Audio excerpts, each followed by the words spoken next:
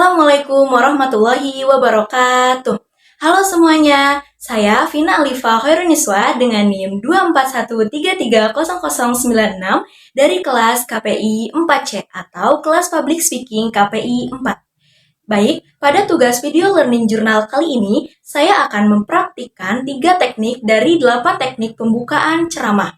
Nah, teknik yang saya akan pilih ialah 1. Teknik otoritas. Yang kedua, teknik penjelasan. Dan yang ketiga, teknik ilustrasi. Nah, ketiga teknik ini akan saya praktikkan dalam ceramah saya. Assalamualaikum warahmatullahi wabarakatuh. Innal hamdalillahi nahmaduhu wa nasta'inuhu wa nastaghfiruhu wassalatu wassalamu ala asyrafil anbiya'i wal mursalin wa ala alihi wa ashabihi ajmain amma ba'du. Segala puja dan puji syukur marilah senantiasa kita panjatkan atas kehadirat Allah Subhanahu wa Ta'ala yang telah memberikan kita beribu-ribu nikmat sehingga kita masih bisa bernafas hingga saat ini.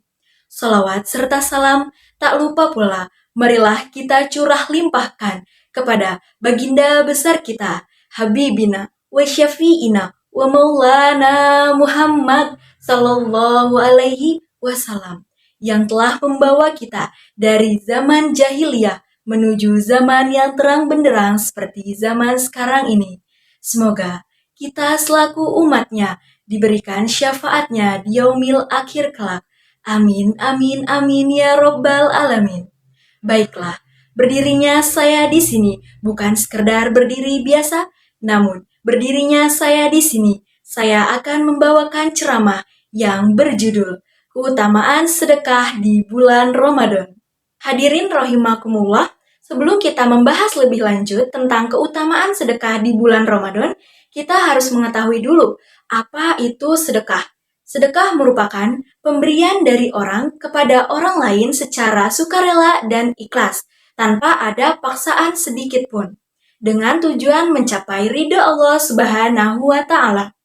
Rasulullah Shallallahu Alaihi Wasallam telah mencontohkan secara langsung kepada kita selaku umatnya lewat kisah-kisah yang ada.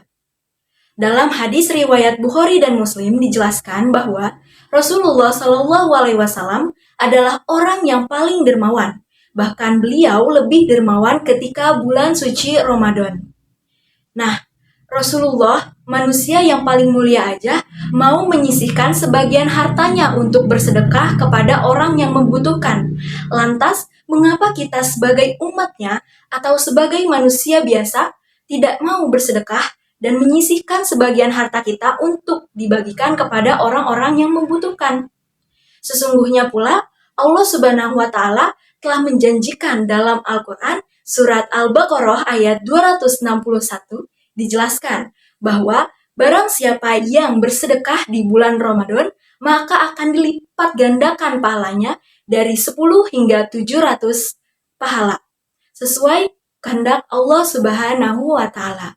Nah, Masya Allah sekali ya, Allah begitu sayang kepada kita, serta Rasulullah juga begitu sayang kepada kita.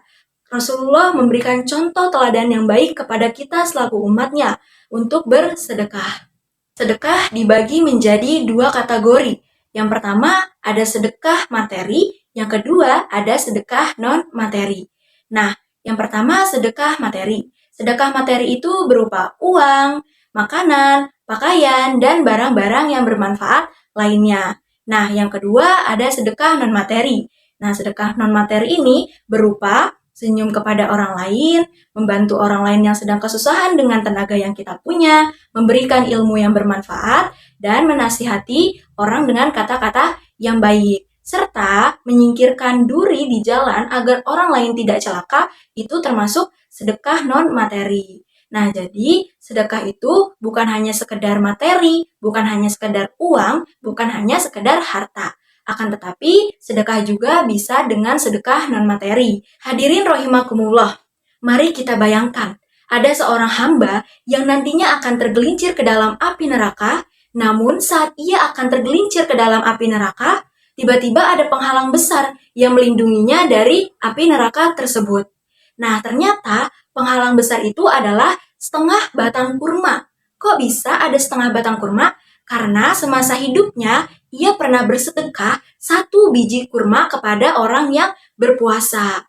Nah, Rasulullah Shallallahu Alaihi Wasallam pernah bersabda, jagalah diri kalian dari siksaan api neraka, walaupun dengan sebiji kurma. Hadirin semua, bahwasannya apa yang kita tanam semasa hidup kita akan kita petik indahnya di akhirat kelak. Jadi, kesimpulan atau pelajaran yang dapat kita ambil dalam ceramah saya kali ini adalah jangan menunggu kaya jika kita ingin bersedekah, akan tetapi bersedekahlah agar hidup kita menjadi berkah. Mari kita manfaatkan waktu kita di bulan suci Ramadan ini dengan berbagi terhadap sesama, walaupun hanya dengan segelas air, sebungkus roti, ataupun sebiji kurma. Semoga kebaikan yang kita berikan dibalas oleh Allah Subhanahu wa Ta'ala dengan pahala yang berlipat ganda. Mungkin cukup sekian ceramah yang bisa saya sampaikan. Apabila ada kesalahan dan kekurangan, itu datangnya dari diri saya pribadi. Billahi taufik wal hidayah. Wassalamualaikum warahmatullahi wabarakatuh.